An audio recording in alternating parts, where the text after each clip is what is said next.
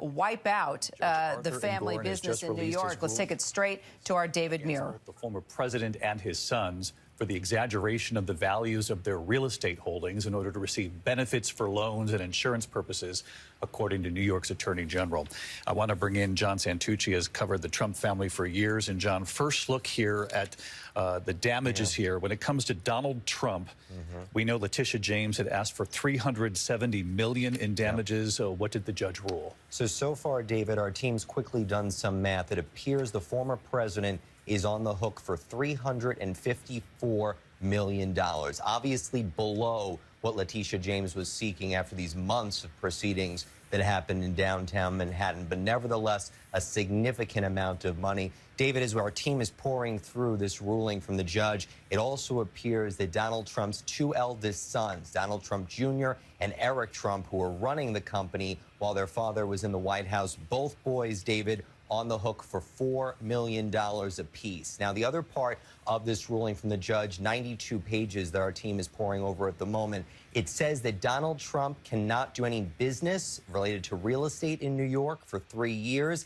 and each of the boys, each 2 years apart, can also not do business in New York. David, in talking to sources around Donald Trump for the last couple of days, there was a little bit of optimism among the Trump family that maybe the boys would not be built into this ruling with Dad because of some of the comments that the judge had made over the weeks-long proceedings, that maybe the boys would be held out of it. That could be a way to keep the company going, if you will, just basically take everything that was under Donald Trump and slide it to his children. But this ruling, David, makes that impossible. It means that Donald Trump and the boys cannot do business in New York. And I can tell you, David, that one of the things that was being considered amongst Trump Tower is if that was to happen, what would happen to all of the employees of the Trump organization? That has been a big concern, David. So let's just bring the audience back up to speed here. John, stick with us here because, again, the judge here in New York City in the civil fraud trial against Donald Trump has now handed down the ruling, the damages here. And as you heard John just report, our investigative team pouring through the decision from the judge.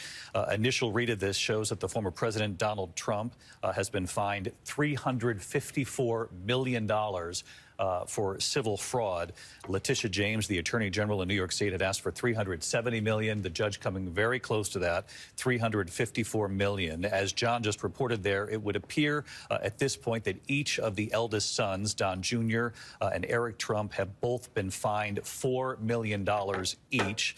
So do the math there. That's 354 plus 8 million gets you up to 362 million or so in damages against both Donald Trump and his two sons.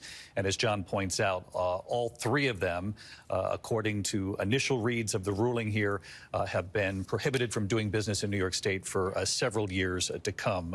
That's your read as well, Aaron Katursky? David, this is not ruinous for former President Trump, but it is incredibly punishing because he, his children, executives at his company have been held liable for a decade's worth of business fraud. And the judge, in addition to enjoining them to prevent them from doing business in New York for a few years, has also taken aim at all of Trump's defenses, writing that total repayment of loans does not extinguish the harm that false statements inflict on the marketplace. Trump had said, no harm, no foul. I paid back the loans. The valuation of real estate is more art than science. But the judge writes that New York means business in combating business fraud, and indeed the common excuse that, well, everybody does it. The judge says is all the more reason to strive for honesty and transparency and to be vigilant in enforcing the rules. All right, stick with us here. I want to put this up on the screen, this graphic. The control room can help me out with this. An example of one of the properties, Mar-a-Lago, which everyone knows. Not only were these New York properties, and many of them are established properties, people would know them in New York City and even beyond. But look at Mar-a-Lago. They had claimed that Donald Trump said Mar-a-Lago was worth $600 million. The appraisal in Palm Beach for that same property, the assessed value, was just $27 million. So again, saying anywhere up to $600 million was the value, when in actuality it was $27 million.